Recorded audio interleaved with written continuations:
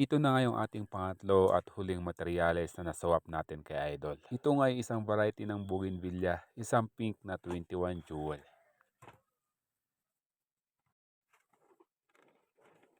Umpisahan na natin ang pag-workshop sa punong to.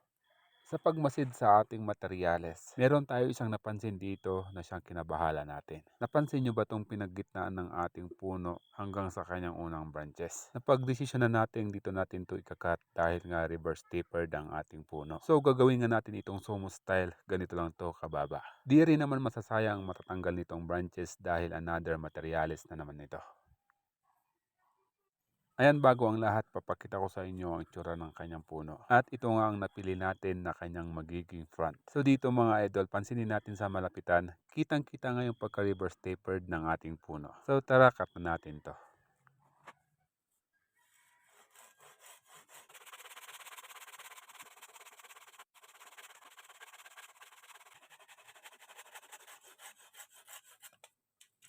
Ngayon, ganito na lang nga kataas ang ating magiging puno. So, magiging sumo style na lang siya. Siguro naman tutubuan pa rin to ng mga panibagong shoots. At kung hindi man to nagkataon, ayan, gagraft na lang natin siya ng mga panibagong sanga. Dako naman tayo sa naalis natin mga idol. Magiging another materialis na naman to. So, sa pag-workshop natin dito, magiging dalawang materialis to. Sa mats na to, ito yung magiging first branch natin. Sa kanya magiging trunk, may kahabaan na to. Maghahanap na lang tayo dito ng mas mababang mga nodes at yun ang kukunin natin.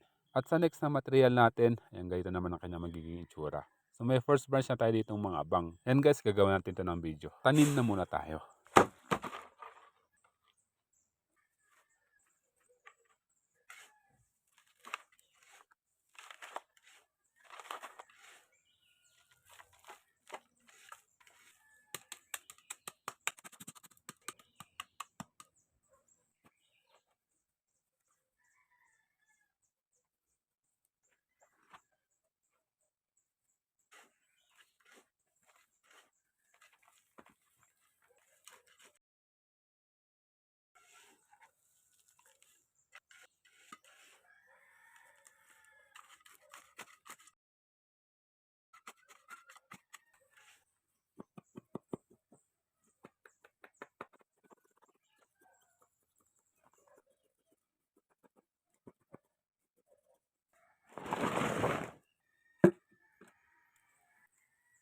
Ang ating rooting hormone.